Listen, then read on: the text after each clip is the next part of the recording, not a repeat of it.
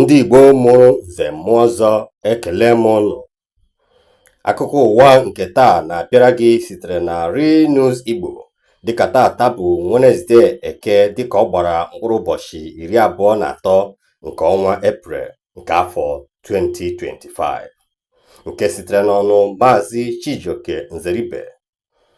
Ngwa geenụ ntị ka unu nụrụ isiokwu ndị anyị ji mere isi akụkọ. Aka na-achị steeti Delta bụ Sheriff Oberewori agbaala ndị otu PDP alụkwaghịm ma tibanye isi n'otu APC. Aka chịburu Anambra steeti bụ Maazị Peter Obi na ndị isi ọchịchị mba ụwa ndị ọzọ etinyela ahụ iji kwanyere Pope Francis ugwu ikpeazụ na Rome. Emeela Innocent Dibia, onye ndụmọdụ na-ahụ maka akpamobi ụtọ nke aka na-achị steeti Benue. Ala ọmajiji atụtụrụla ndị mba Istanbul na Turkey yie ha egwu. Ngwa geenụ ntị ka unu nụrụ etu anyị si tapịa isiokwu ndị a n'otu n'otu. Aka na-achị steeti Delta bụ Sheriff Oberewori agbaala ndị otu PDP alụkwaghịm ma tibanye isi n'otu APC.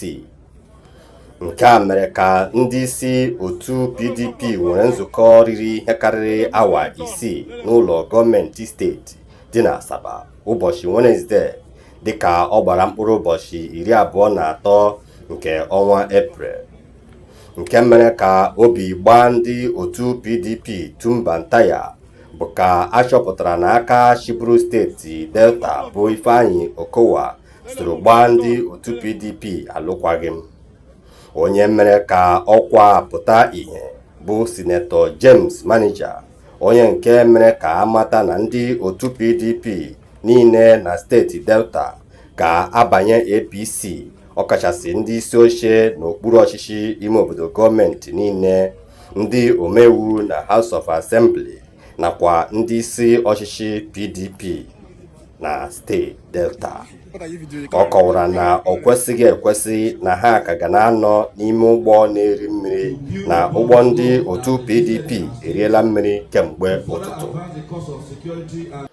Aka chịburu steeti Anambra ma bụrụ otu n'ime ndị zọrọ ọkwa ọchịchị maka ịbụ onye isi ala Naịjirịa n'afọ 2023 bụ Maazị Peter Obi na ndị isi ọchịchị ụka na mba ụwa etinyela ahụ iji kwanyere Pope Francis ugwu ikpeazụ na Rome. Nna ụwa niile n'usoro nke ụka Katọlik bụ onye hapụrụnụ n'ụbọchị Easter Monday ma bụrụ onye nke a ga-asịrị aja lara aja, ntụ lara ntụ n'ụbọchị Satọde nke ọnwa Eprel, dịka ọ ga-agba mkpụrụ ụbọchị 26 ka mkpụrụ obi ya zuru ike na ndokwa. Amen. Emeela Innocent Dibia, onye ndụmọdụ na-ahụ maka akpamobi ụtọ nke aka na-achị steeti Benue.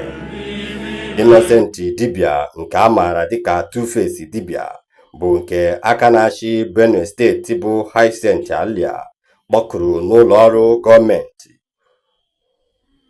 were ọrụ a nyefee ya n'aka iji kelee ya maka nkwado ọ na-enye ya, ọkachasị nkwado ọ na-enye ya maka ichighata azụ na 2027.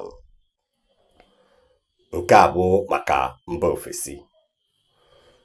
Ala ọma jijiji ya tụtụrụla ndị mba Istanbul na Turkey yie ha oke egwu. Ala bidoro mawa jijiji nke butere oke egwu na mmekpa ahụ na Wednesday, dịka ọnwa Eprel gbara mkpụrụ ụbọchị 23. Nke a na-eme ọdị ndị mmadụ ka ụwa ọ na-abịa n'isi njedebe, dịka mmadụ 151 merụrụ ahụ dịka ha si n'ebe dị anya butusie. O nweghị onye nwụrụnụ n'oge a, mana nke a lara ọtụtụ ụlọ na akụrụngwa eji ebi n'ụlọ. Ebe a ka anyị ga-awụsa ọwara anyị taa, ka unu na-agụ elu anyị na Real News Igbo, nke sitere n'aka Maazị Chijioke Nzeribe. ụbọchị a ga-akpụ isi ka ha kpụọ afụ ọnụ.